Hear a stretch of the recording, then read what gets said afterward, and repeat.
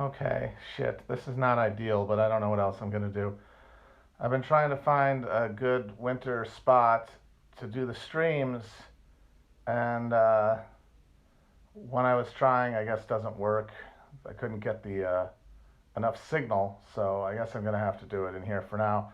I don't really like this angle terribly much, but we'll figure it out. I'll figure something out. Patience, please. Ah, shit. I don't know. Sorry. I should have done more research before I started this, but what are you gonna do? What are you gonna do? I don't want to be a cam boy. I don't want to cam it up. I don't want people seeing my groin. I'm trying to be loved for my mind, not for my eroticism. This isn't the living room anymore. I didn't like that. I didn't like that. I don't want that. I'm trying to figure out a new space for the winter. I'll find something. But for now, this is good enough. Whew. All right. Quality is killer. Oh, good. I thought you were saying a killer, and I was going to have to jump out of a window. I'm not going to do a Jeffrey Tube out. You don't have to worry about that happening. Okay. So it's been a while. It's been a while since I've been talking to you. It's been a while since I've been doing stuff here. What does combing your beard mean? I don't even know how that would work. I do have to trim it. I will trim it. I don't have a theory on the Nashville bomber because I don't have any more information than anybody else does. And theorizing in the absence of information is just giving yourself mental illness. And I'm trying to prevent that. I've done that enough in my life.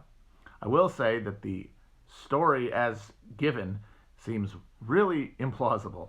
And now we find out that the police had known about this for a year, that his girlfriend said he was building bombs, and they put her in the mental hospital because of it. And amazingly, people are taking this as an opportunity to say, we need to talk about white terrorism, and this is terrorism, and they should have put this guy on a watch list. As though that was the issue and not the fact that the government has all of these dudes on string, apparently, that they can pluck at any time. The thing I can't get over, and once again, I have no knowledge or information. I don't know what's going on. I can't say definitively one way or the other what the deal is here.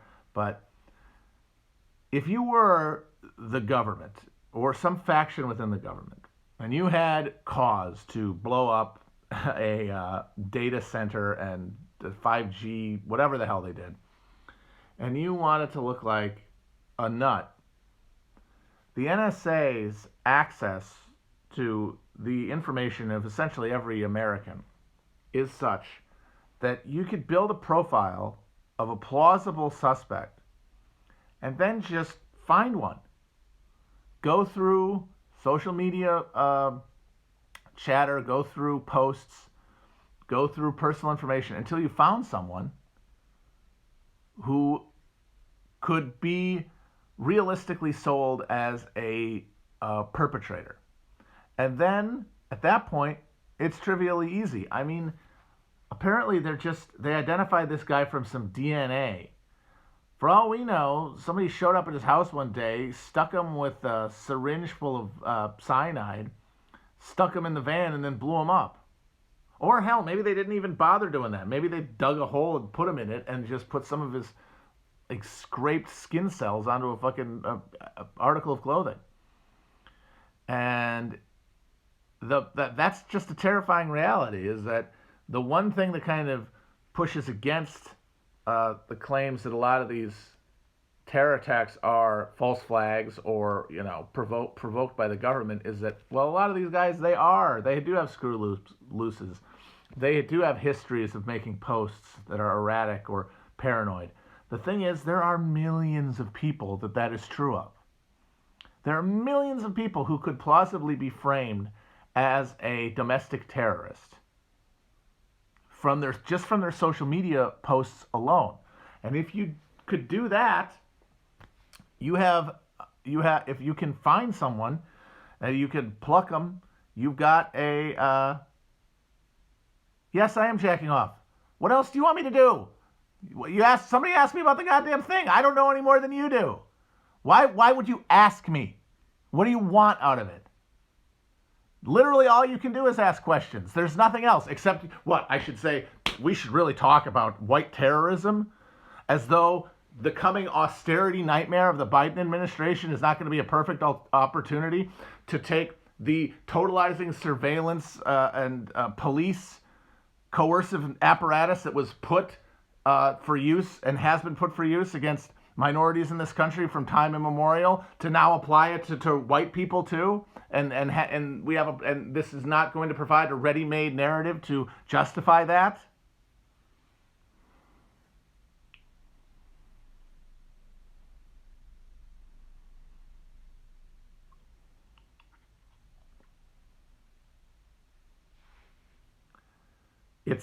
It's a scary time. That's all I know. And when shit like this happens,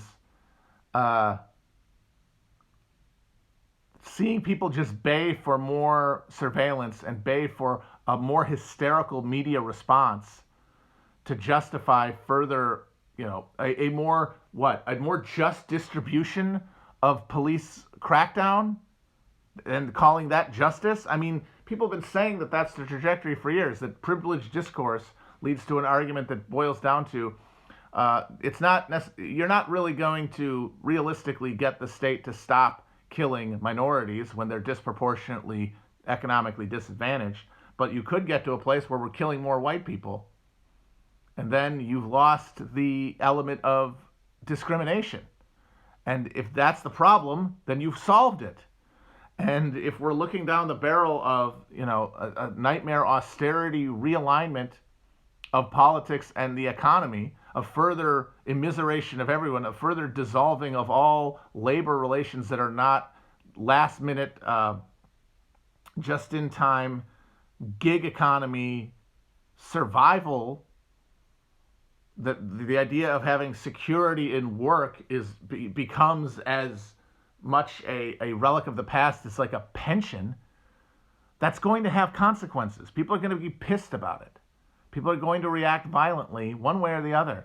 And are we going to allow, we are going to allow, there's no question about that, but we are going to watch as all of the language of diversity and justice, social justice, are used to justify the police doing what they've always done, just more a more egalitarian distribution of violence and repression.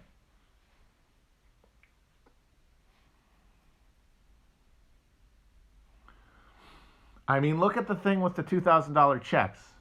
Why is all the elite against this shit? When, just from an economic perspective, it would be good. Like, everyone at the top, they know the deficit stuff's bullshit. They know the deficit's not real. They know that the money could be spent.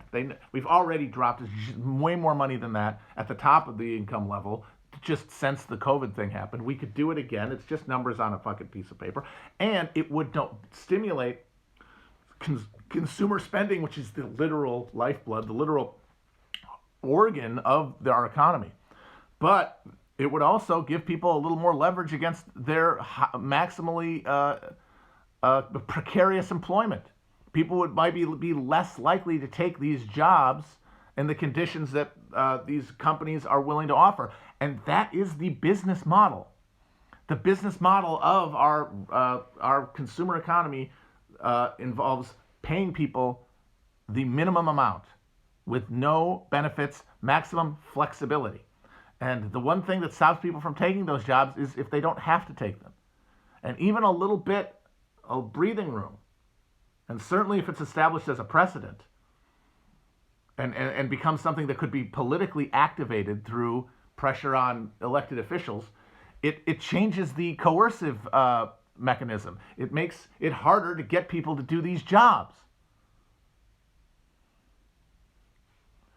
And so precarity is one stick. The other stick is our total surveillance police state. And they're working hand in hand to ensure that the economy in the aftermath of COVID is maximally coercive and maximally exploitative to workers.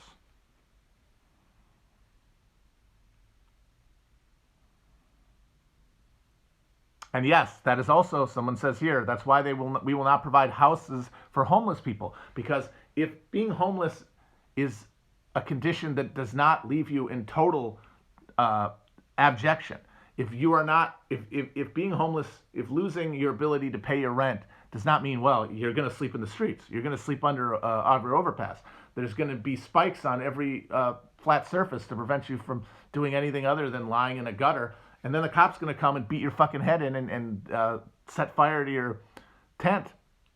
If that doesn't exist as the economic gun to your head, that's another reason you might not take these shitty fucking jobs.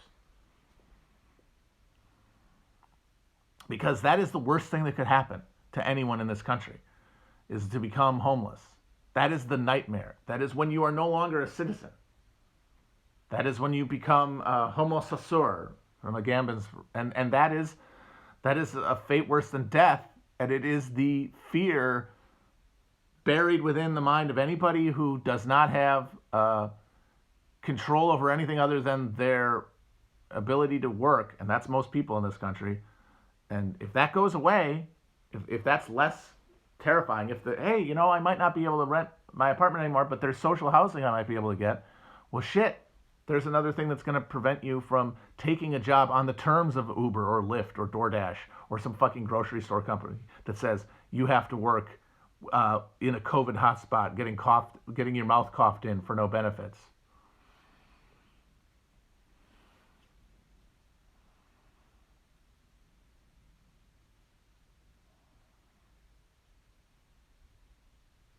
Like, these are all choices, and they're all pushed, and they're all choices that are made on the same terms and to create the same situation, which is people who are cowed politically and also economically, cowed by their employer, cowed by the political class at every steps.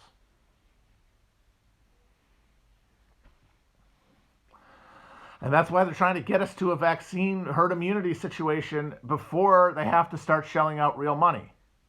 They have to avoid that at all costs. And that is the beauty of eternal Chancellor Mitch McConnell's position here. You've got a deal where basically everybody says give people money, Democrats and Republicans, even in Congress, and the president, and the guy who's supposed to be coming in January, at least has said the words that he wants it. But because of the distribution of veto points within our system, this one guy, Mitch McConnell, who answers to nobody and has cannot be checked by public pressure, gets to say no. And then everybody gets to act like he's the reason it's not happening. And he's fine with that. He doesn't care. He doesn't care about being popular.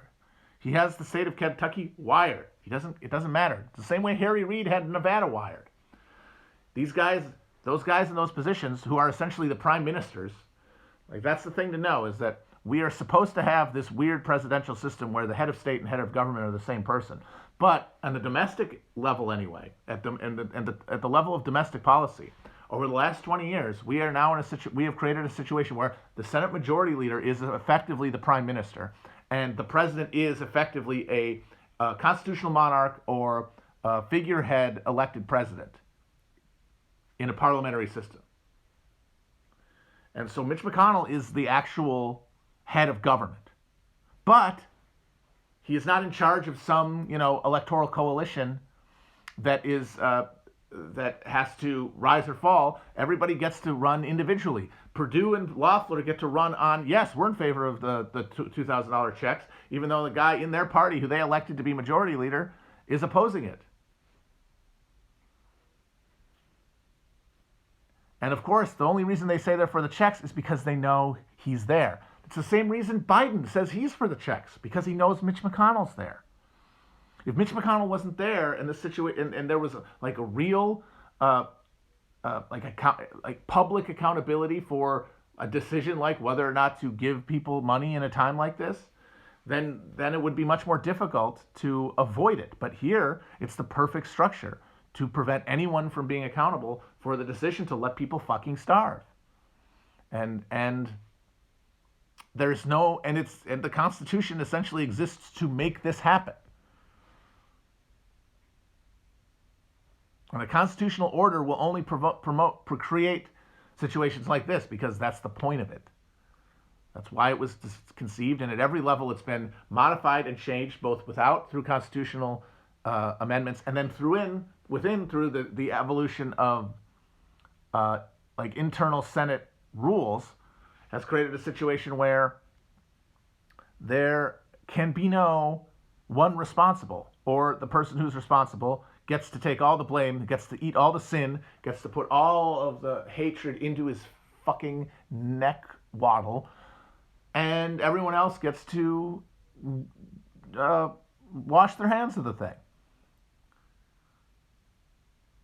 It's ingenious, and it's why the Constitution needed to die after the Civil War, and the fact that it didn't is like the signal political failure of the American project, and I keep going back to that.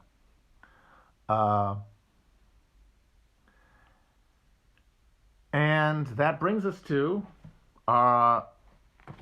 back anyway to the Republic for which it stands, which I read the rest of part 1 for, the 4th through 8th chapters, where we really get into some good stuff in these parts that we can really sink our teeth into when talking about the way that elites structured the political response to the Civil War in such a way to prevent democracy essentially from taking place. And one of the most interesting parts of this section, I think, is in the first chapter, Gilded Liberals, which talks about the hegemonic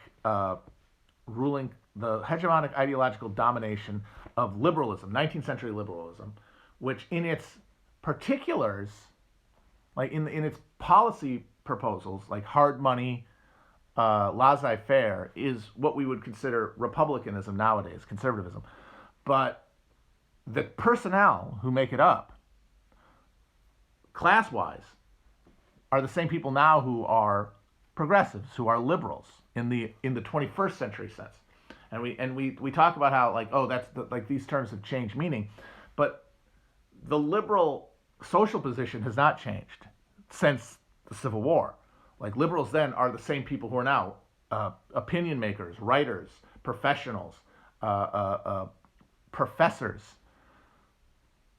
theoreticians, the people who create the ideological framework that goes around, that packs just the machinery of capitalist accumulation. And in the 19th century, after the Civil War, the recipe was laissez-faire, gold standard, all that stuff.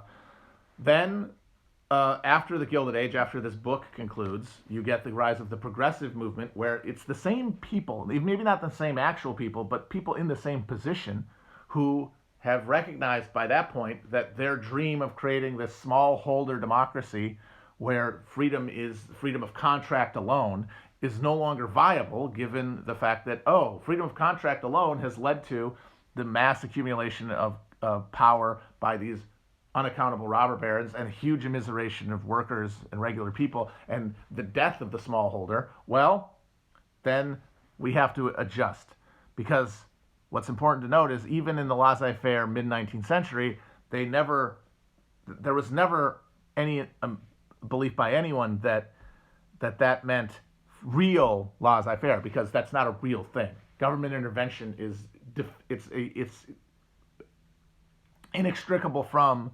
economics. Like, the government makes the context where all economic activity takes place. So government intervention is non-negotiable. It's all about degree. And at every point, what liberals, who then became progressives, demand is the degree of government intervention that will maintain the stability of capitalism. And that changes as conditions change. Right after the Civil War, they thought gold standard, no government intervention is enough. Of course, railroad subsidies are fine. That's in fact necessary. I mean, we might be a little annoyed by these guys getting this, but we gotta put this money somewhere, and we just can't give it to people. That's the main thing. Is that the imperative of like a ideological ruling, political ruling class, is to ensure that economic decisions are made by those who hold capital, and those who hold capital are those who are at the top, essentially. That it is concentrated in the hands of those who can be trusted with it. White talks about how the fixation on the home and the ability to make a home, which of course is just a filigreed and romantically infused mystification of the ability to control capital. At that point, after the Homestead Act, the thought was that all the capital anyone would need to sustain that home is a little bit of land. And so people should seek that.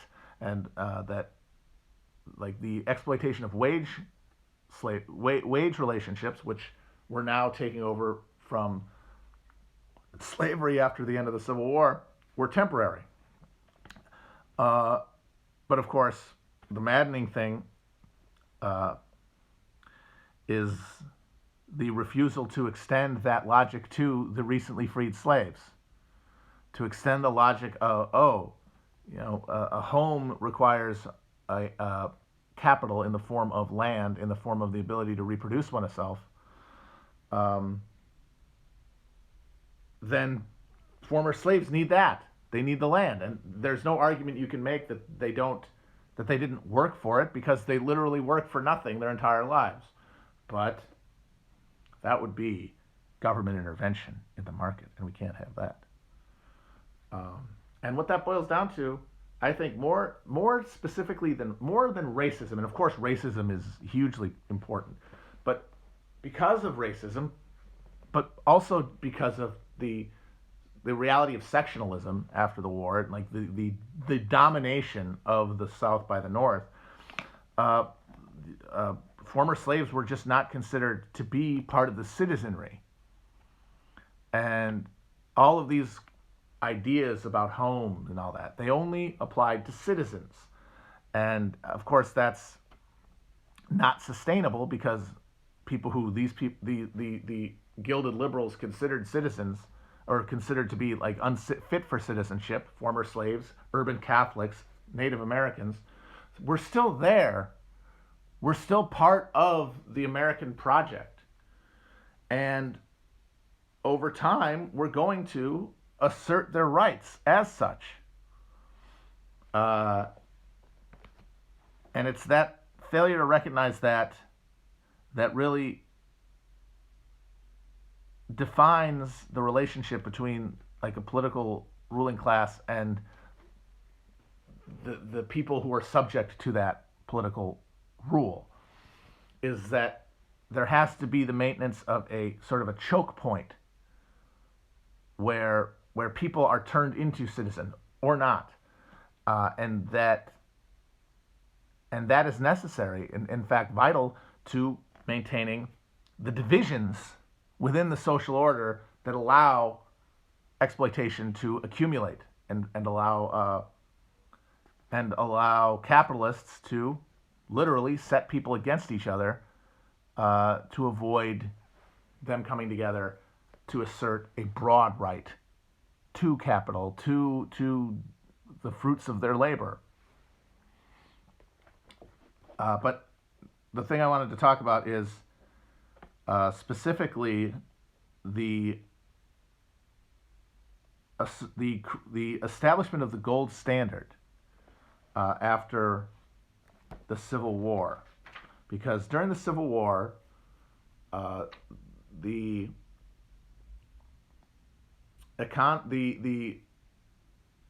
Union paid for the war by printing money,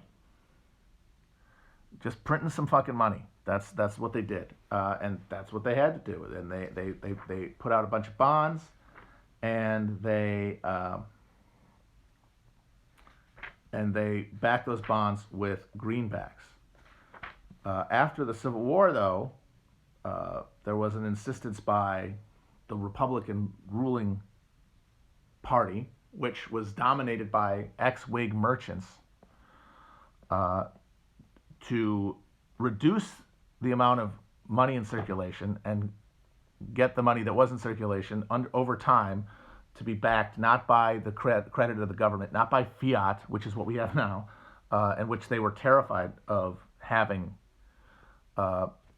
with gold. And I want to see if I can find the part.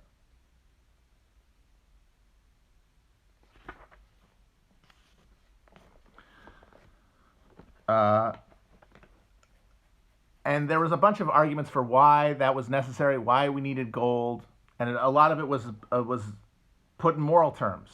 It's not moral to back exchange with just force, with just the promise of government. You needed real value. You needed real intrinsic value. Of course, gold does not have intrinsic value. You can't eat it. You can't do anything with it that sustains your life, which is what value is. All you can do is melt it down and use it as an exchange. That's the value, is that it is something that is durable and can hold its value. That's it.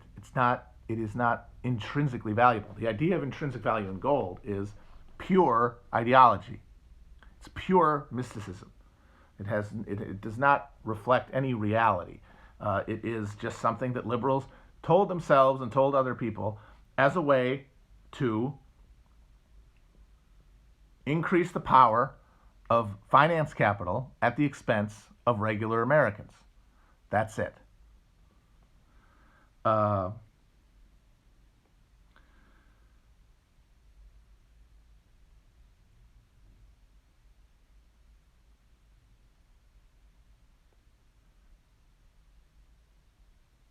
And there's two things about the gold standard that I wanted to talk about. One is that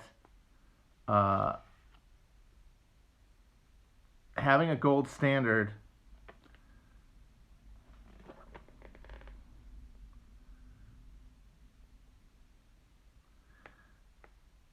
so going to the gold standard gave a huge windfall to the people who held government bonds. I'll read this part from 185. The government had not specified how the wartime bonds principal would be repaid. Since at the height of inflation in 1864, a greenback dollar had been worth only 34% of a gold dollar, redeeming the bond in gold represented as much as a tripling of the original investment in addition to the interest already paid. Bondholders would reap a wonderful windfall if the government paid in gold. Taxpayers would assume an additional burden. If, however, the government redeemed its bonds with greenbacks, there would be no windfall. And so the redemption of government bonds in gold gave people free money if they held the bonds, which was the richest Americans, which was the financial institutions. And even though the need for gold was supposed to stop the horrors of fiat currency, somehow, even though now we are at the end nightmare state that these mid-19th century liberals would have hated of fiat currency, we have a similar situation now where bankers are able to insure money through the discount window at the Fed, which allows them to borrow at a lower rate than they lend out and keep the difference. And it's the same people in charge. It's the same fucking institutions that made money off the gold standard when it was introduced and now are able to ensure profits no matter what conditions, what economic conditions obtain through in this era of fiat money. And now very few people want to go back to the gold standard, but the moralistic language about debt is still there. But the most interesting part about the gold standard is, and the real reason that it was pushed for beyond the need, to provide a windfall for bankers, and the only really non-ideological and non-self-interested argument for it is the fact that the British were on the gold standard, and they were the biggest economy in the world at that time, and trade with the UK was vital to America's economic fortunes. And they could essentially punish those who did not use the gold standard. So from 187 here, with the gold standard, the United States would, in effect, cede control of its interest rates and money supply to Great Britain, the world's largest creditor nation. The gold standard depended on a country having access to enough gold to redeem its currency on demand. When London controlled a large portion of that gold, Great Britain and the Bank of England acquired inordinate influence over the fiscal and economic policies of other governments. The gold standard created what economists have called a golden straitjacket. Debtor nations would exchange control over their monetary policy for capital mobility and stable exchange rates. Although the cost of borrowing abroad would fall, the United States would lose the ability to drive domestic interest rates below international interest rates. Gold dollars would flee abroad if interest rates elsewhere were higher. Now, if that sounds familiar to anybody, that's essentially every other debtor nation in the world's government's economic relationship to the United States. Now, we cannot, whoever is in charge, whoever is the headquarters of global capitalism has a veto on the economic, the fiduciary and like monetary policy of every country that depends on them for trade. And in the 19th century, the mid-19th century, it was the UK that called the shots on that. Now, in our fiat world, it's the United States, or broadly the institutions that the United States basically controls.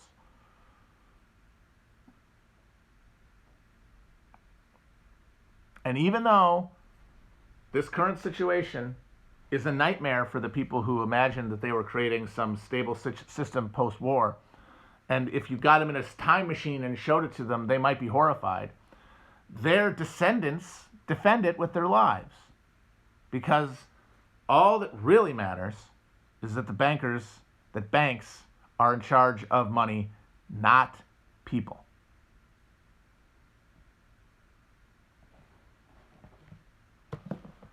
So that's interesting. I also want to just say that the book has a lot of great pictures of 19th century political cartoons, which really are great, and it does feel like they got a lot worse over time. I think the reason people like Ben Garrison so much is that he is sort of almost one of the few political cartoonists who has like a 19th century verve to him. Part of that is labeling everything. But I just wanted to point out, this is probably my favorite Thomas Nast cartoon, at least of the ones I've seen, and it's in here. It's an anti-Catholic ad. As you can see here, there's crocodiles coming out of the river, the American River Ganges, but if you look closer, their crocodile mouths are actually miters, because they're fucking Catholic bishops who are coming on shore to attack the children with their popery. And I gotta say, knowing now what we know about the Catholic Church, Nast was a little prescient there. But that's in there because White talks about one of the signal conflicts of the era between Protestantism and Catholicism, which emerged over the public funding of parochial schools. And he stresses something that people, especially people on the right who fixate on the questions like of American secularism, really miss, is that we did not get secular public schools out of some drive of like godlessness. It's not like people at the top just decided, actually, we don't like God and we want to dethrone him, so we're going to take God out of schools. What happened is you had a situation after the Civil War where you had huge Catholic majorities in some urban cities and a demand for Catholic schooling that would have Catholic, social teaching and biblical interpretation in it. And you had public schools which had Bible study and biblical instruction that was explicitly Protestant. And the Catholics said, that's not fair.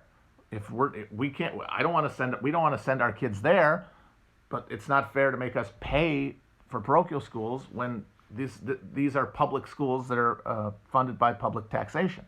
And the secular model for education essentially came out of a desire to neutralize the conflict between those two systems, because the Protestants did not want to pay for Catholic schooling. It went against their principles or whatever, but they, in the courts anyway, were not able to coherently argue that there should be some dual standard where Protestantism is enshrined in public schools, and if you want Catholicism, you're going to have to go to a private school. The solution was, let's just get God out of school entirely.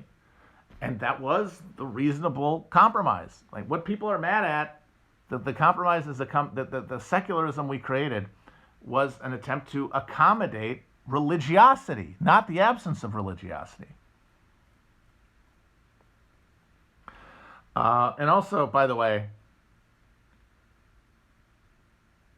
the way people talk about Islam now is exactly the way that mainstream Protestants talked about Catholicism in the 19th century. Because these are just cycles. These are cycles of assimilation and anxiety that recur over time. So, other things from the section we read. As much as I have a very soft spot for U.S. Grant, and I feel like he did some good stuff as president, this section on Grant definitely underlines how the job was too big for him, because this was the moment. This era was when, like, what American political institutions were going to look like came into being, and he had no idea. He had no actual political convictions, and that works at a time like, say, 1952 when Eisenhower comes in there, when we have like a solidified New Deal, post-war New Deal consensus to operate off of. But in the ferment of the post-war era, Grant was not really the ideal guy. But he did some good stuff. He was able to destroy the Klan when he really tried to, but the real hope of the Republican elite at that time was that they could sort of let the South figure it out by itself, and really only drop the hammer when the Redeemer violence got too outlandish for them to ignore, too horrifying and too bloody, like after the Colfax massacre in Louisiana. But Republican orthodoxy essentially forswore any consistent intervention on behalf of ex-slaves. And if we're talking about counterfactuals and how things could have gone differently, you essentially would have needed a different political coalition than the one who ruled, because who ended up on top of the political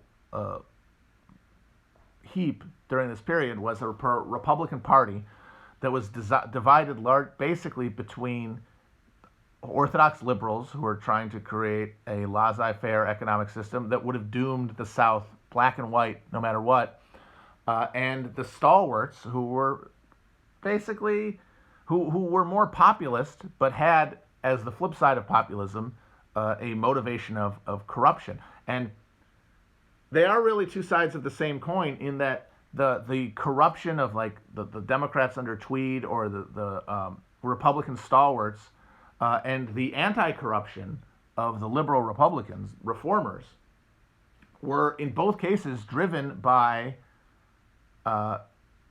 economic incentive.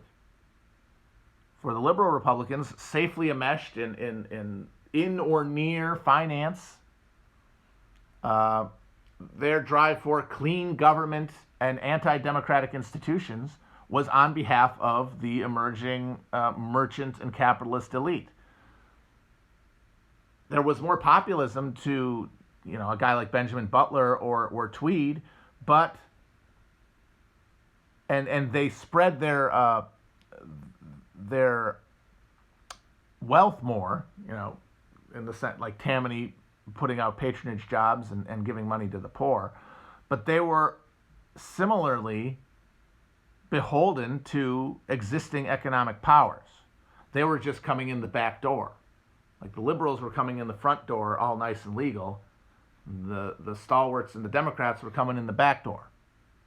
But everybody had a handout to the people who had accumulated all that capital after the Civil War and after the emergence of the railroad-based economy, the railroad speculative economy, to come afterwards.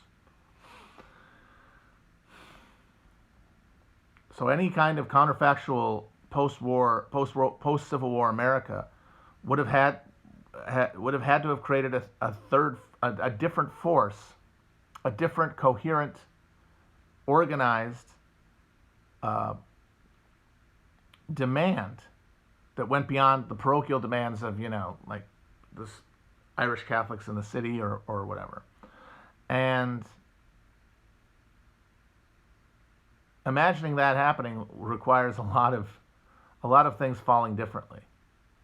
And maybe it couldn't have happened. I don't know. But, there always had to have been something else that could have happened, because if not, there's no point to anything. Now, there was eventually an emerging force in the form of the labor movement and the populist movement, but they came too late. They came after, the working class became a more coherent and larger and more effective self-conscious political actor, and after the farmers of the West were able to sort of do a smallholder version of working class organization. But by the time they emerged to resist capitalism, capitalism has become a complete behemoth. And really what you needed to change the equation was the ex-slaves. The integer that could have changed the political equation of the post-war era was the political awareness, mobilization, and coordination of the freed people in alliance with smallholding whites and the urban working class. That's the only way it would have worked. And by the 1890s, the failure of Reconstruction had ensured that the kind of connections that would have been necessary to build such an alliance were impossible.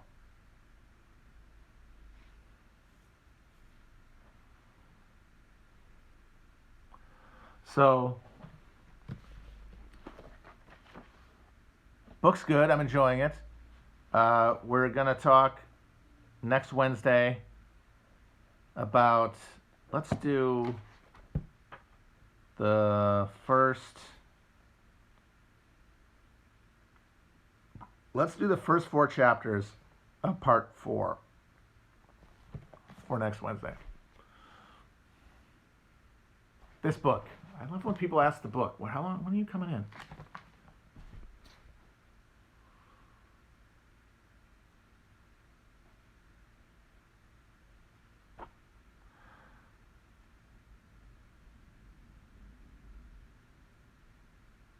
Because the Republican household that was supposed to be the modus operandi, the generative motive for creating, the laissez-faire, gold standard, wildly corrupt political structure that came after, an economic structure that came after the Civil War. The people that it refused to recognize as Republican subjects were the ones who needed to come together to oppose it, and they were never. It was never close to happening.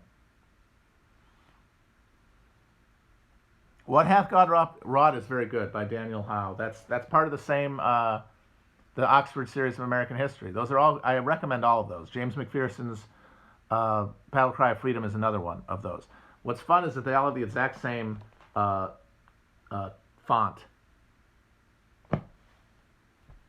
Although I gotta say, I'm not a fan of the fact that they do footnotes, which is another style thing for the Oxford Americans. I don't know why, especially there's never anything in the footnotes. I don't know why you wouldn't just go with endnotes.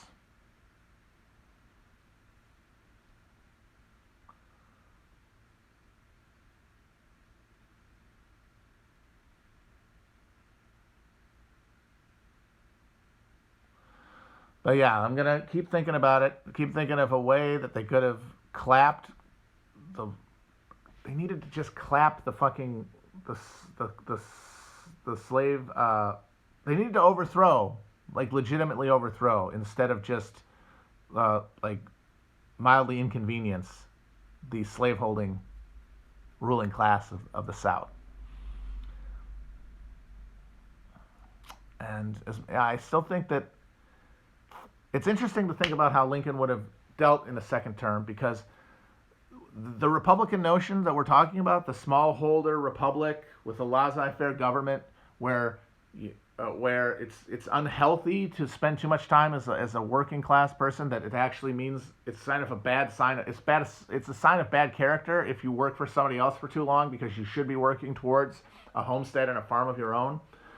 Lincoln embodied that. Like, Lincoln believed that shit because he was the perfect example of someone like that. He grew up on a literal like log cabin, poor kid, drunk father, and he worked himself up to becoming a railroad lawyer, and then the president of the United States. And he believed in it. But the thing about Lincoln is that Lincoln changed as conditions changed, and that's not true of most of the people who have been president. Now, most people who've been president have not presided over such a period of ferment that Lincoln did, but that's one of the reasons that he was so uniquely fit for the challenge of being president during the Civil War. And that is why the idea of him being president during Reconstruction, as much as it doesn't guarantee anything, because he was well committed to a lot of these notions that ended up creating, the black codes and Jim Crow and robber baron capitalism and a corrupt railroad speculation-based economy. But he was also willing to adjust to changing conditions, and the conditions of reconstructing the South would have been very fluid indeed.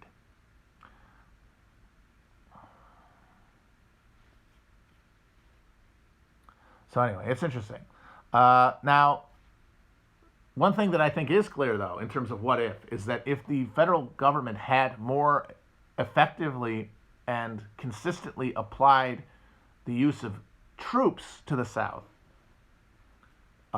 they would have reduced the number one factor in the collapse of Reconstruction governments, which was white supremacist terrorist violence. Where the troops went, where the cavalry came in, the Klan was broken up, and freed people were safer. It worked. They could do it. If it had been more universally applied and more consistently applied, it would have had an effect. The thing is, how do you establish a political will to maintain that investment? Because it costs money, and those troops, people who were pushing across to the west, those people, they needed troops to protect them from those pesky Indians who kept asserting rights to the land that they had always held. One thing that you would need for any kind of useful reconstruction would have been a huge slowing of westward expansion, which of course, as again, cuts against the prerogatives of the presiding Republican orthodoxy, including what Lincoln embodied. But another thing you see after the collapse of the economy following the panic of 1876 is that economic precarity exacerbated racial violence in the South and undermined Reconstruction governments. And that economic failure was caused by all the things that the Republicans had created as the economic and structure of the post-war era. Speculative railroad investment as the engine for economic expansion, and then austerity and tight money in the aftermath of the collapse. 73, yes, sorry.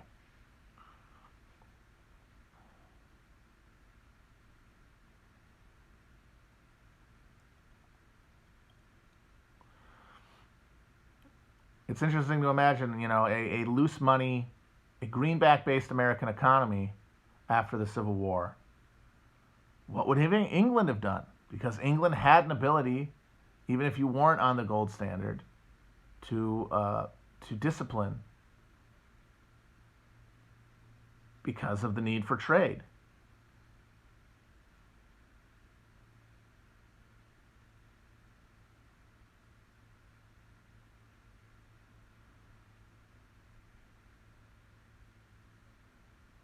All right. So I've been talking, so I want to see if anybody asks any questions. If anybody was asking any questions about the book, I will try to hit those. But I've been talking. It's hard to talk and look at the chat at the same time.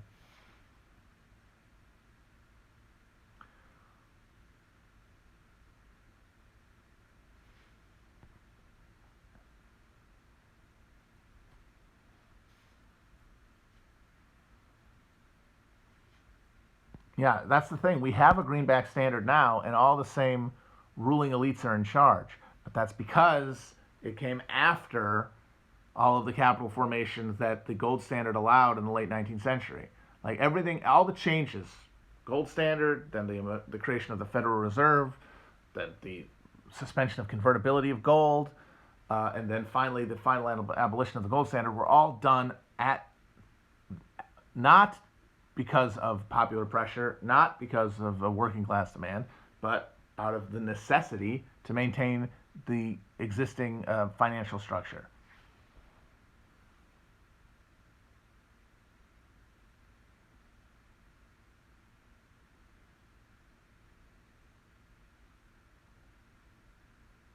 I don't know, Chief. I don't know anything about Chief Keef. He's a rapper. Who do you think I am? Why do you think I know anything about rap? Good Lord.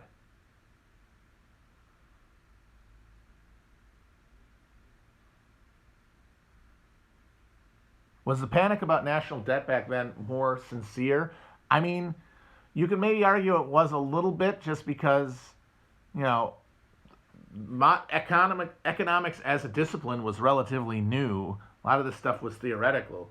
But foundationally, if they thought it would have been good for them, they would have been fine with it. I mean, that's the end of the line. That's the end of it all.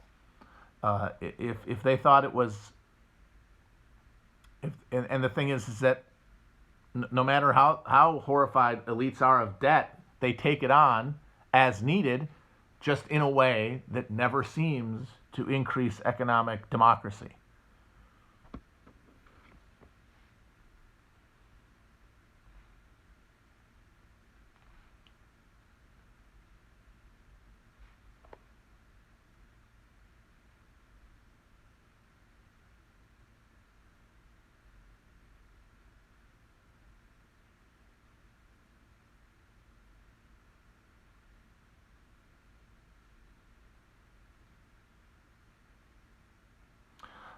Somebody's asking about the gilded liberals thinking that the Republicans could just be supplanted. Is that like socialists thinking the Democrats could be supplanted? I guess in a way, in that they're both the byproduct of insularity. Like the gilded liberals, the liberal Republicans who nominated Greeley and split off from the Republicans, they in 1872. They assumed because of their totality of control over good opinion that they had some sort of purchase beyond, writers and professionals, and it turns out no, they didn't. And in the same way, like modern socialists, one of the main problems has been the fact that because political thought is so constrained by the epistemic bubbles that pop up in the broader, social media sphere, and how those are not connected really to anything concrete, and people who aren't opting to have those conversations. It gives people sort of a unrealistic expectation of what people want and how people are going to respond. I still think that the Democratic Party has to collapse. That's for sure. But it's not going to be because of any political formation that is made, as I have said, that's going to come along through online, any more than the liberal Republicans were able to overthrow the stalwarts because a bunch of newspaper editors thought the gold standard was a good idea.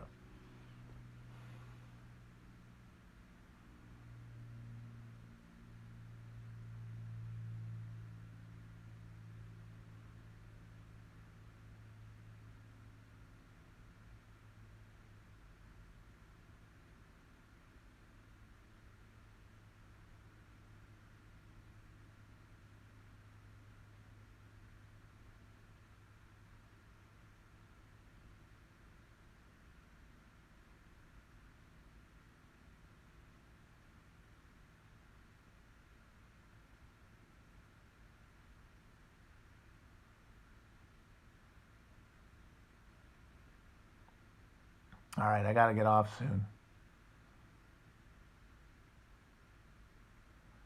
Apologies for the technical issues. I'm figuring things out, and I never know what to do on the internet.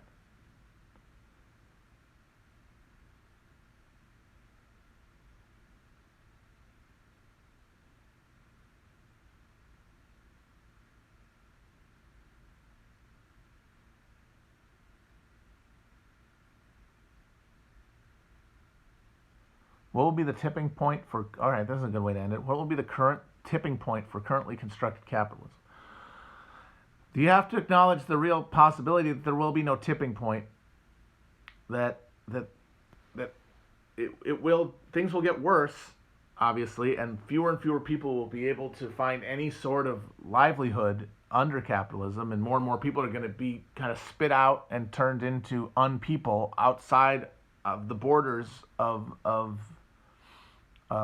civilized commerce, but that the structures will maintain their integrity until the very end, until it's just a couple of underground Amazon warehouses controlled by robots. But if it does, the end of the petrodollar would do it, I think.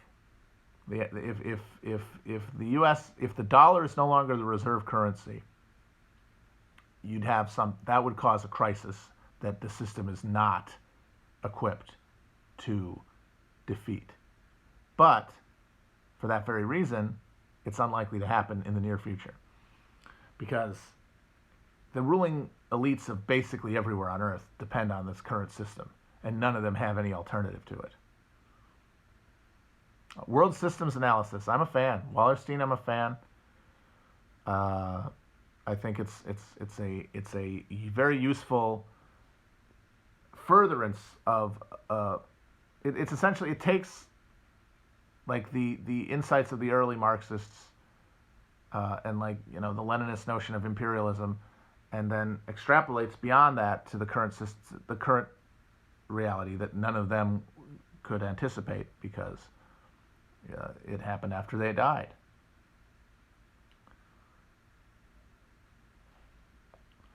All right, I'll see you folks later. Bye bye. I hope that sounded okay. I feel a little rusty. I feel like I was stammering, but I hope it was all lucid.